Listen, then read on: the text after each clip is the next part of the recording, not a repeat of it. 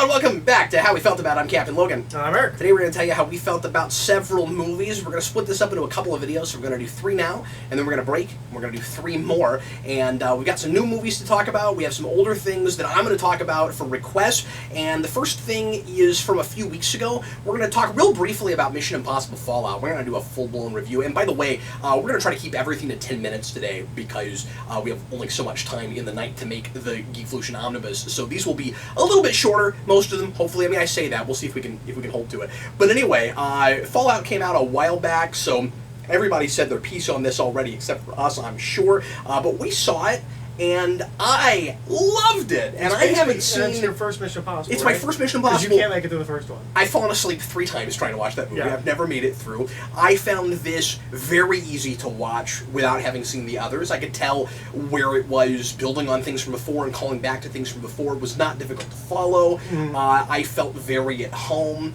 And I was surprised by how much of Wrath of Khan it was, both thematically and structurally. The bad guy winds up with a singed half a face at the end. It's Wrath of Khan. The main idea in that movie is needs of the many versus needs of the one. It's Wrath of Khan, but it didn't feel so. And it's funny because they're both Paramount things. But also kind of leans towards needs of the one. Well, yeah, but so does Star Trek once you get to Search for Spock. Yeah, that's true. That's true. But in Wrath of Khan. True. Yeah. Sure. Absolutely. I thought Fallout is written and directed by Christopher McQuarrie, who directed the previous one. Also wrote The Usual Suspects, which is a wonderful film, kind of. I don't know See how... that on the box. Kind of a wonderful film. It's great the first time. Oh. It's one of those things where, like, I'll make you watch that at some point. You start poking holes in it. It's not holes. It's hard to explain. Okay. Basically, the entire movie feels pointless, because none of the movie's true. If that makes any sense. But Christopher McQuarrie wrote that. Christopher McQuarrie is like the secret weapon of Hollywood that, like, they're not utilizing. Where, like, he's just really good at making movies. Not a name here. Not a name people talk about a lot. Yeah. No. But Christopher McQuarrie has written a lot of things. Usually pretty good. I like Rogue Nation a lot. This feels like a remake of Rogue Nation, but better. Oh, interesting. And, like, turned up to 11. A lot of the ideas are the same, and, like, there's things in Rogue Nation, like, there's a speech about Ethan Hunt at the end of Rogue Nation where it's like, Ethan Hunt's like a force of nature, and, like, I don't really get that from the previous movies, but, like, Rogue Nation and then into this, I'm like, oh, yes. What Christopher McQuarrie did in this movie that I adored is that he looked at all of the Mission Impossible movies and basically made Ethan Hunt's character the Mission Impossible franchise. Well, like, it's like, well, they do these, like, really insane, like almost like caper kind of, like, they have to break into here, and, like, it's that is Ethan Hunt as a person, is that he will do the insane to save one person. He will take it to the nth degree, and that's never... It makes more sense, like, seeing this makes Rogue Nation, or what Christopher McQuarrie was trying to do in Rogue Nation, make more sense, where I was like, okay, that is your take on Ethan Hunt as a person. I didn't fully grasp that until this movie. It's bonkers. Yeah, and it's weird for me walking in and, like, that's what I've been told this guy is. Yeah. No, and it makes sense, and if you go backwards, maybe not so much the first one, but if you go backwards, like, that tracks. It's just doesn't? It's just he's... Because it seems like throughout this, there's always this question of, like, you know, whether he's gonna, like, go on his own, and if maybe he could end up being the bad guy or something. I mean, he is Rogue again. It seems like right, but he's not doing anything bad, and the point is, like, he remains an idealist and an optimist. Yeah. And it seems like the impossible mission. Am I reading too far into this? It seems like this movie is saying the impossible mission is supposed to be hanging on to his humanity, and that's what this guy can do. Yeah. Mission Impossible Fallout puts like a period at the end of, like, almost spy fiction like this. The James Bondian kind of spy fiction, the escapist fantasy of spy fiction. The problem with all escapist spy fiction is the idea that they're tools for the government. Mm-hmm. This and the previous film both kind of be like, but that's only true if you live in the real world. If you can believe in a fantasy where the people doing these things are genuinely altruistic, which is the same thing with superheroes. Sure. No, absolutely. He is basically a superhero, right? And that's seems to be the mission statement of what Christopher McQuarrie has done with this franchise is, yes, but they're good people. And if they are good people, they can do these things. You don't have to worry about. Why does everyone have to be compromised in every action movie? Yes. Why does everything have to be realistic? Yeah. So it's kind of interesting to see a world where everyone thinks that way, but they're learning it doesn't have to be that way. Yeah. But like this, the action in this movie is insane. It's crazy. Now, is this movie crazier than 2?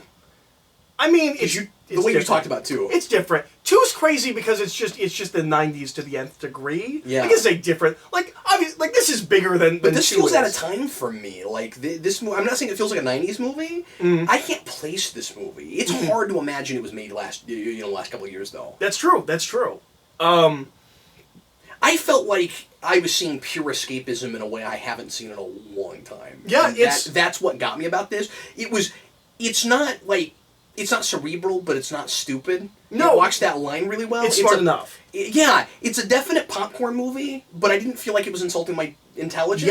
Yeah. And it's just this is a consummate summer blockbuster, and I don't think we've seen anything this year that earns that title better than this does. No, I agree. It's amazing how this movie is so apolitical.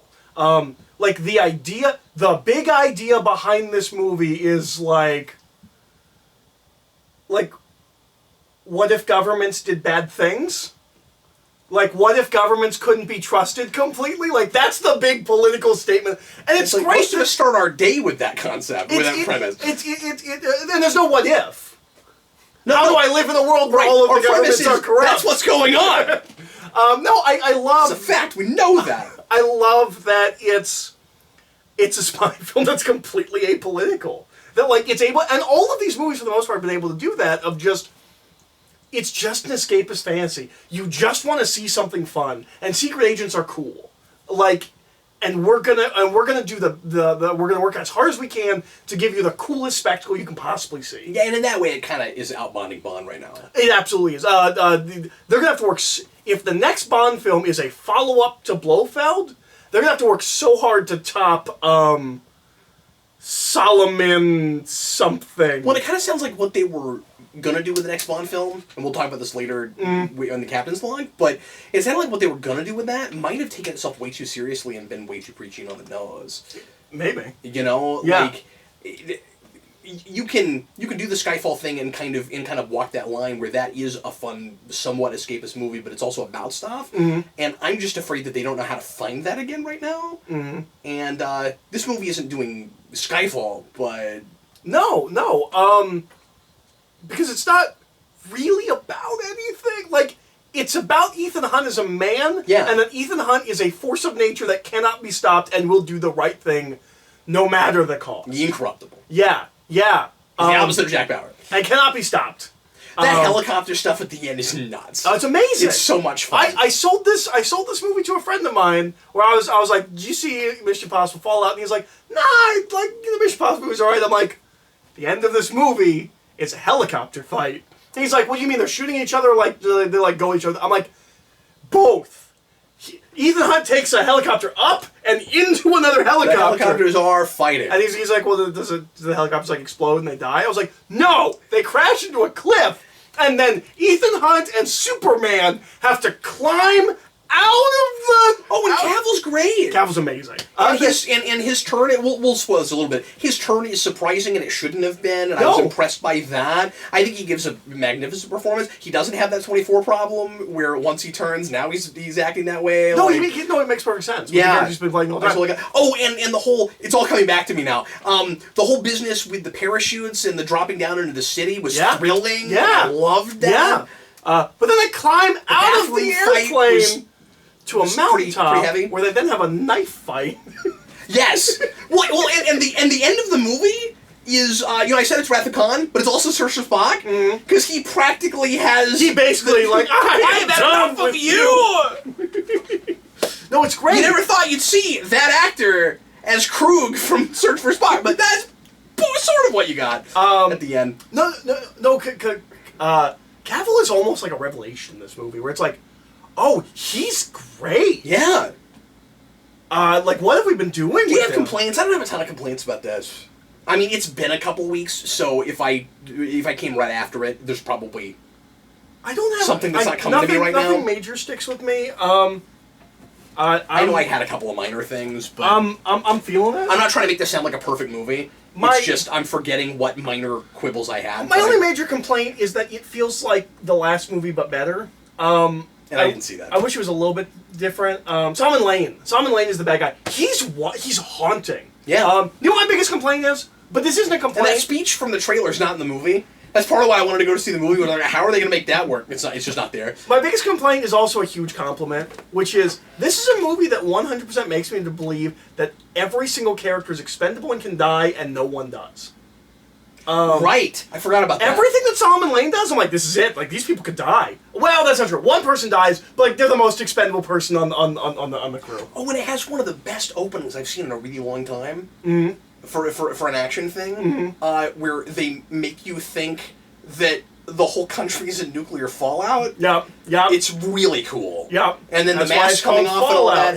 Yeah. It's great. Yeah, because I was like, oh, that's why this. Oh, that actually has nothing to do with this movie. It's really great. They got me. I don't know if they got you with that. They got me with that. I thought that's what I was was going trying to figure out what's going on, but like, it's so obvious we should have. I also love that Wolf Blitzer worked with the IMF. Like, yeah, that's really funny. Oh no, it's not Wolf Blitzer. No, it's not. He pulls the mask on. Yeah, that's right. No, Wolf Blitzer walks in and he pulls the mask on. It's Tom Cruise the whole time. It's not Tom Cruise. It's Oh, and also. As for the past, like, and Tom Cruise is really endearing. Like, he's made 6 of these. He obviously loves making them and wants to be there. And like kind of like secret MVP of all of the past like 4 movies. Simon Pegg is great in this. He's so lovable. I'm glad you brought that up. Yeah, I was going to mention that. He's great. Ving Rhames also great. I thought he was gonna die. He doesn't. But like, it's the reason the movie happens. Not just that like. It's kind of a character piece in that, like, or like, you know, there's kind of a thing where, like, he doesn't die, but he doesn't die because Ethan won't let him die, and that is the point of the movie. Yeah. So Ethan doesn't let people die, which I guess is why nobody died, but I totally believe that some of those characters could die. It's also nice that Michelle Monaghan is back and had a final send-off where she's married to Blackheart from Ghost Rider. And it wasn't. No. That could have been awful. Ghost Rider, and I thought Blackheart could have been awful. I thought where she was too convenient, but it actually works out. No, it makes perfect sense. Yeah. And so that's great. This is what Wes Bentley has done with his career. He did American Beauty, everyone loved him, and he was too picky with projects, and now he is the person that Michelle Monaghan is married to in the Mission Impossible movies. Really solid. I loved this a lot. Yeah. I am concerned about trying to go back and watching the other ones because I'm afraid that I won't like them as You well. should at least watch Rogue Nation because it's the same writer director. It's also good. And I'll try that out. And I want to know what you think of 2. I want to know if you think of 2 is as amazingly 90s as I do. I might be overselling this. This is not my kind of thing, and I kind of didn't care. Mm-hmm. And I went because Eric wanted to go. Mm-hmm. And I walked out really excited just because I had a really good time and I didn't feel like, It's a great summer. I wish more movies were like this. I wish more summer blockbuster movies were like this. And it transcends the genre for me. It wins me over. Yeah. And you know me, that's always my thing. It's like, if it's not my thing, but you win me over. Then, that's what I get excited about. Let's talk a little bit about Death of Superman. Once again, it's been a few weeks now, so I'm going to remember this as well as I can. And I'm going to kind of tip my... I'm going to show you my cards a little bit by saying that. This is not real memorable, so I'm going to do my best. But this is... about as generic a Death of Superman movie as I think you can make. I'm going to be maybe a little bit harder on this than I've heard some other people. I know a lot of people, this was a lot better than they expected it to be. Is it better than Superman Doomsday? Yeah. Is that hard? Also, things I don't like about this, does the movie make a... Real Justice League. No, stop it. No, that would be amazing, but I'm not expecting real. I don't want fake Justice League in this. I don't want to go that far. I don't care about. You don't want Bloodwing. It's Bloodwin. Thank you very much. It's Y-N Bloodwin. I think. Anyway, no. He's secretly Martian Manhunter the whole time. It makes some up. Really? Yeah. Okay. It's a whole thing. I'm gonna let you talk in just a second. This makes weirdly some of the same mistakes Superman Doomsday did. And that was my biggest disappointment with it. Why does Lex Luthor have to be front and center again? Why does it I that don't Superman have to really involve get Lex that. Luthor? What's interesting? One of the interesting things about that Superman is that Lex is nowhere near it. Yeah. It has nothing to do with Lex Luthor. It's not a He tries to plan solve or... it for PR and stuff. He takes advantage of the situation, but that's what he would do. And this Lex Luthor actor is awful. He's really bad. You don't know what this means, but some of our listeners might. He sounds like the Monarch from Venture Bros, which is a mistake. You shouldn't. Your villain shouldn't sound like a parody of over-the-top comic book villains. And you know everyone's going to be comparing this to Superman Doomsday. One of the things that got right was the Lex voice. It was freaking James Marsters. Yep. Like, come on. It also felt like it was trying to just do things differently to subvert expectations, or just so that you weren't, like, seeing exactly what you've seen before. So now instead of from underground, it comes from space because reasons. Yeah. Yep. So I mean, like, I don't want to be too down on this.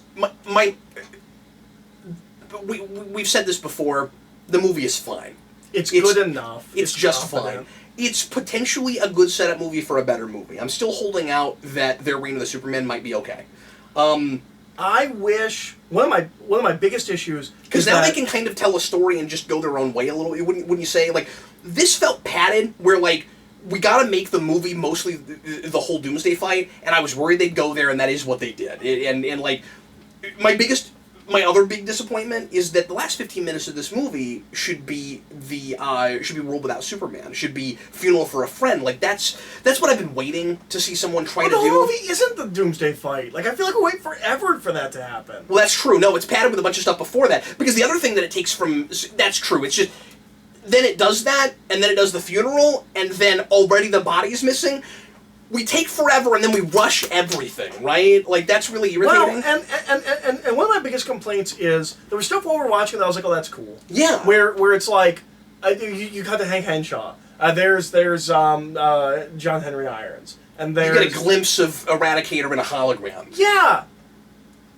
But I don't know who the Superboy, which you're already pissed about. Oh, God, You don't mess with that costume. It's perfect. His hair is amazing. He's got an earring. It's great. He's got a leather jacket. He's so cool. See, you want it to be the '90s too, because if it was the '90s, they would have sunglasses. But they would have done that if they made it a '90s piece. But it's timeless. No, it's not. It's still what a teenager would look like today. But no. He's got to have them. Every teenager. I don't know who this movie's for. Because that all felt like lip service. Yeah. Like, we did all that. I'm like, oh, that's cool. We're doing stuff. Oh, that's that. No. One scene. That's one scene for every person. I don't agree with that. That's not lip service. That's setup. But I feel like if I don't know Death of Superman, I watch this movie. In a couple of months, Part 2 comes out. You're not gonna remember any of I'm that. not gonna remember Hank Henshaw hanging out in space. That's fair, but but it's not lip service. It's like dropping things so that technically doesn't come out of nowhere. I needed more time with all of those characters before you care. Next movie. No, I agree with that. Yeah, no, it's... Also, I would make the argument that I don't usually advocate for flashbacks. I also appreciate long hair Lex. Yeah. I don't... What, you mean you wish they'd done that? Like, No, remember, he walks in, he's got the long hair and the beard. I didn't care for that. Okay. The issue with it for me is if you're going to do that, introduce him that way. That's true. It's weird he's in a scene before that. Yeah, don't do that. That's what I didn't like. Because we were immediately confused. That is lip service. That's what they did. Yeah. No, but we were immediately confused because we were like, oh, so he does have a clone running around. He's like hiding? No. They're just throwing a bone. Why isn't that his introduction? Yeah, introduce him that way. Yeah, that's weird. Then it's fine. Yeah. Or more fine. Yeah. I don't know. But anyway, I don't usually advocate for flashbacks. It's too easy that all of these characters are being set up the way they're being set up because in the comics, of course, this is all ground that was laid in other arcs from years before when they didn't even know they were going to use these characters in this way, and then they went back to old material and they pulled them. I don't know that we shouldn't have had maybe some flashes from years before and we catch up to it, maybe? I don't know. Or maybe that feels like we're just not really telling story, and then it feels a lot more like we're just setting stuff up. Well, but and like... There's not an easy way to do that, but... The big, like, arc of this movie is, like, Superman's trying to Lois Lane that he's Superman, and, like... And that's the other mistake that it makes that Superman Doomsday made. But... because that movie has her knowing already, but him not saying it, and that's weird, but, like... If I was going to make an alteration, I'd make them already married. You have them, or engaged at the very least. Yeah. But have them all already know that. I don't like that we make that a giant plot. But the reason they do that, part of the reason they do that is because this has to be that 52 continuity, and they're not married in that. That's true. But what I will say is, this is the most I've ever liked this Superman. Now, Yeah. the thing with his parents is like almost unwatchable I- in how awkward and uncomfortable it is. I'm with you there. Where he's just, I don't know what he's expecting his parents to say. It's like if all he has to do is tell his parents, like, hey, by the way, she doesn't know I'm Superman, like, don't mention anything about me being an alien. It's like they can't say anything about him. It's real weird. And they play it for comedy, and they think it's funny, and it's not. The biggest... No, she's fine. And Perry and Jimmy Olsen are just old school Perry and Jimmy Olsen, so that's fine. The Perry's not getting drunk for no reason. Jimmy doesn't have an earring and is rebelling for no good reason. So that's all good. But look, I'm gonna make comparisons to Superman Doomsday because they partially made that movie again. It's weird. But I like him better than I have. But that's not saying much because A, he doesn't get a lot of screen time, and B, I've never liked his voice. He's better here. Yeah. He is better here. Yeah. But at the end, the fight with Doomsday has no gravitas.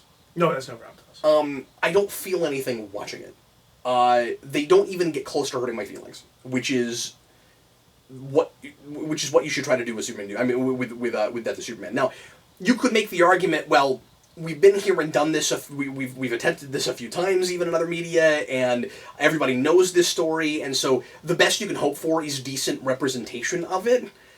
But I want to like this guy enough that I kind of feel bad about it in some way. You know what I mean? Like, I don't know what the point is of making it if it's impossible to recreate that feeling. You know what also doesn't help? This needs to feel like the worst day ever. I mean, Death of Superman, every time I go back and read it, I'm not saying it's perfect, I'm not saying it's not silly, I'm not saying it doesn't have problems, but every time I read it, and some of this is because of my nostalgia for it, and how I felt when I was reading it as a kid, there is enough grandeur around that fight that it feels like a big deal, and it feels like a day, it feels like a special event, a day unlike any other. This feels like just another superhero fight. Well, and it feels like this world is in no way lived in. And one of the biggest problems, I think, for, like, selling the emotion of Superman being dead, Bippo is saved by Superman in the beginning of this movie. And now he's the biggest Superman fan in the world. Why can't he just be someone that loves Superman? Like, it feels less impactful because, well, he was just saved by him. It should happen already. Yeah. No, you can just introduce him and just love Superman. Now, they do, to be fair, they did that with John Henry Irons. That it did already happen with him. That's true. So, I mean, I guess that's good. That's true. But I wanted to be sad when Bippo was sad.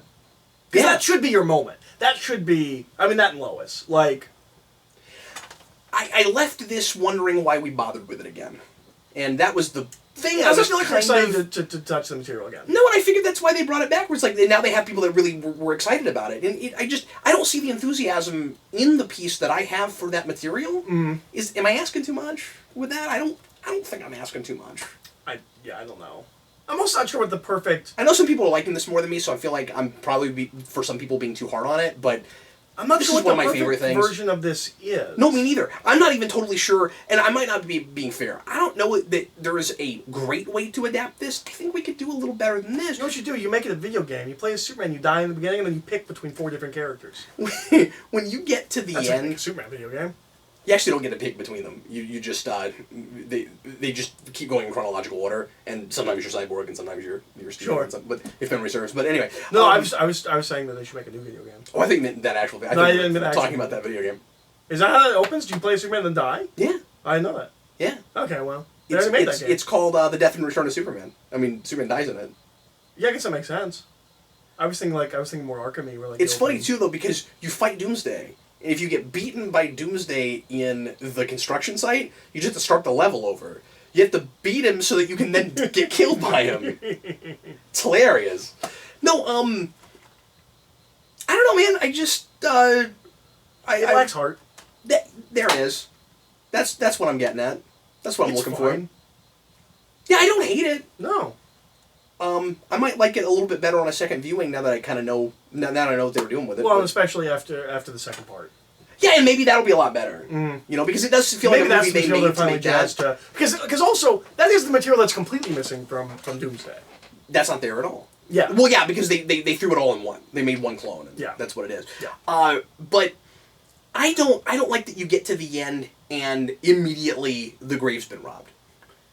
Like, breathe a little bit. You know? Give me 5 minutes of we're trying to resuscitate him and we hope he's still alive. And I don't know if you know that there's an entire issue where they're trying to resuscitate him. Is there? They spent a whole issue on it. Oh, I didn't remember that. Yeah.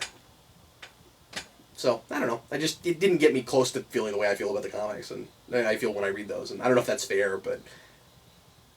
Also, there's not a point where Lois is holding him and I turn the screen and now he's on the ground. That also doesn't happen. See, I wanted that too. Yeah, yes I did. I wanted a fold out on the screen. It's a like not feeling it for me. I don't hate it, but like I'm not going to say I'm feeling it. Like I'm not. I can't say that either, but this is not a hard read. I mean, like it's not offensive. It's not going to be hard to watch again. Yeah. You know, and like you said, that's he has a couple bits where I'm genuinely laughing with him. Like, you know, he's fun enough. Dan Turpin's in it. They throw some bones, but Yeah. Okay, Eric, last thing to talk about on this segment for how he felt about it, and then we're going to do a part deux. I want to talk a little bit about a movie that Malik Myers asked me to watch. This was his request for this time, and he had me watch a new sci-fi movie that I think just came out on Blu-ray over the last couple weeks. This is real recent. It's called Upgrade. I don't know if you I've know seen anything the cover about of that. this. Yeah, it's That a work. That's it's the beginning of ending of my knowledge. It's a Blumhouse film. Okay. And I really liked it. Okay. It's so the premise of this is this is one of the most economical films I've seen in a long time.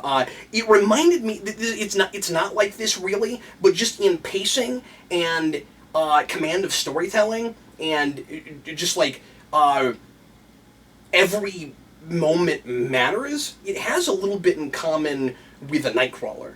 In that way. And they're both shorter than I would think they would be, especially with this given the premise. It's in the future. I think it's a nondescript future. I don't know how far in we are, but you know, it's self-driving cars, and it doesn't feel like it's that far in the future. Like a lot of the stuff that it has are things that I'm expecting to have that we'll have soon, except it seems like a lot of people already have implants and things. So it could be 20 years ahead, it could be 30, I'm not sure. And maybe there was a timestamp, but if there was, I missed It's a it. 20 minutes in the future kind of thing.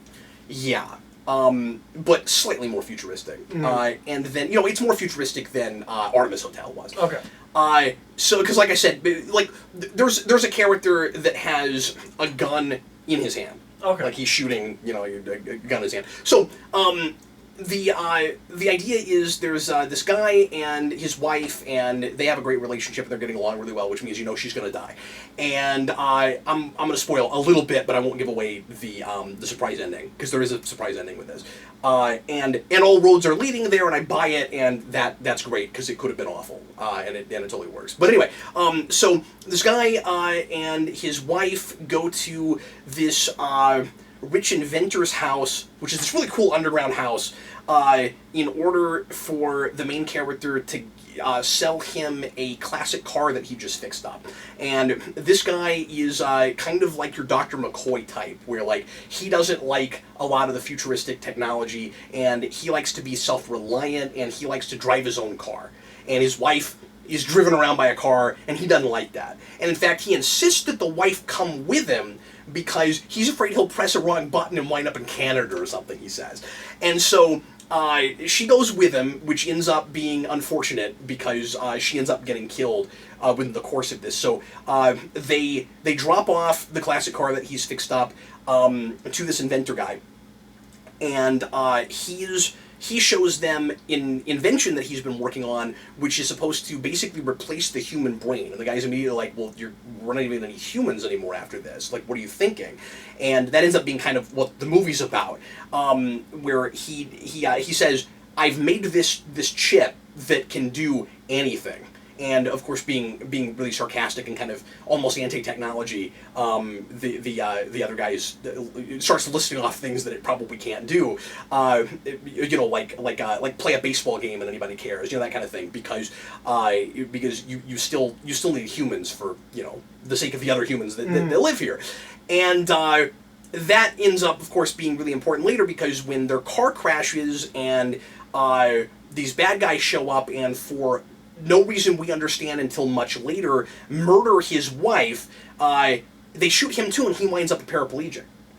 And he ends up being visited in the hospital by the inventor guy, who gives him who ends up convincing him to have surgery, because he says this is what his wife would have wanted, because he wants to die. He has a death wish at this point. He's not ready to live. And there's this really kind of intense, gripping scene where, because of course everything is voice controlled, and there's all these devices that do everything for him at home. And he's sitting in a chair, and there's this medication that he has to take, but of course he can't administer it himself because he's a paraplegic, so or a quadriplegic. He can't move it. He can't move any of his limbs. And he puts his hand on a table, and this machine is supposed to administer the medicine, and it gives him shots. And he just keeps telling him to give it a shot. And he's hoping that he can overdose. But the machine caps off at some point, and I'm surprised by how long it's like 4 times. He's like, again, and then finally the machine says, 1 more dose will kill you. And I'm like, I don't think you should be programmed to be able to go that many times. You're going into seizures now. So the inventor guy does surgery on him, and tells him not to tell anybody about it, because of course it's illegal.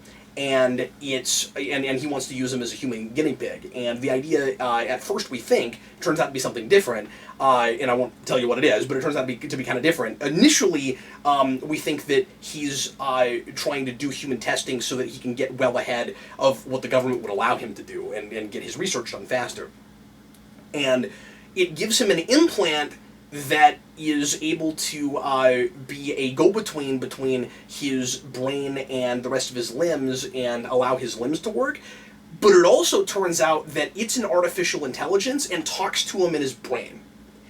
And if he gives it permission, can take control of his body and basically has superpowers, because it can think like many steps ahead, and there are some really cool action scenes where he basically turns into this like badass robot, fighting machine with this implant in his head. And it's about a guy who wants to be self-reliant and not have to, it's another take, and we do this all the time, but it's pretty fresh. It's another take on the over-reliance of technology issue that we do all the time with science fiction. But it's interesting because it's a guy who wants to be totally self-reliant, who ultimately has to rely completely on a machine. And it's a revenge thriller, because he, again, still doesn't want to live without his wife. So he uses that technology, and it becomes an almost weird, buddy cop thing, but really twisted ultimately, where the thing, because as you might expect, at some point the machine ends up taking over, and at first it seems like it's just helping him, but it has motivations, and the machine, I might have said too much already, but it has motivations, and the machine, he needs it to function at all, but he ends up using it to investigate his wife's murder and try to take out the guy who's responsible. And it's gripping and kind of horrifying, and has a really, really depressing ending. And a lot of these I'd like. A lot of these things these days do, but it works. It can't. This movie could not have a happy ending. It would not work. It also doesn't have an ambiguous ending like I thought it might. I totally get what's going on by the end, and it leaves nothing to my imagination, and I'm surprised by how well it gets away with that, because, like I said, all roads are leading to a place, but it wasn't, but I didn't expect it. It wasn't too callable, and I've never even heard of this. Yeah. Other than the fact that it exists in my store. Yeah. I hadn't heard about it either. It's brilliantly directed. But it's Blumhouse? Like I said, it's insanely economical. This movie is an hour and 40 minutes long. Wow. I don't know how it gets done in that amount of time, but it's really efficient. And given that it's about AI and it's about efficiency and convenience and stuff, it's kind of cool that the way the movie is structured, it reflects that. Yeah, that's cool. That sounds like a movie I want to see. I loved it. Without ever having heard of it, I can assume it made like 500% back on its budget because it's Blumhouse. It probably cost like $2 million. Yeah, a really, really solid movie. I haven't seen a lot of sci-fi this year, but it's, I would assume, up there. Cool. The critics seem to like it too. That's good. So yeah, it was excellent. They were a really impressive house. Yeah. Like, they make a lot of schlocky horror that like isn't really my thing, but like they use that to make other things that are more my thing. And they're usually darker things. Well, and now that I'm thinking about it, it's a Black Mirror episode. Okay. If you think about it. Yeah. I mean, that's what it is. Yeah, it's a longer Black Mirror. Yeah. Black Mirror could have made this episode, or could have made this movie. I thought you were going to compare it to Whiplash, because it's also Blumhouse. Yeah, I forgot Whiplash was Blumhouse. Because this goes to some more horror-y type places, and it is really violent, certainly. But Whiplash isn't a horror film. No, it's a dark drama. Yeah. But anyway, I highly recommend this to anybody that doesn't mind some violence. It's cool. It's excellent. I'll have to check it out. It would be a movie I would like to write about. Same thing with Whiplash. I love writing about that movie. Yeah. Well, folks, thanks a lot for watching. We sure appreciate it. This is going to be the end of part 1 for how we felt about. We had a few different things to review, so we didn't want to do them all together. We thought we'd upload them separately. So here in a little bit, if you're watching the playlist, just keep it rolling. Eric and I are going to talk about Predator 2, and I'm also going to do a couple of other requests. So look forward to that. And in the meantime, thanks for watching. If you just clicked on this video, or if you're watching the Omnibus proper, I'm Captain Logan. And I'm Eric. And we'll see you in just a bit.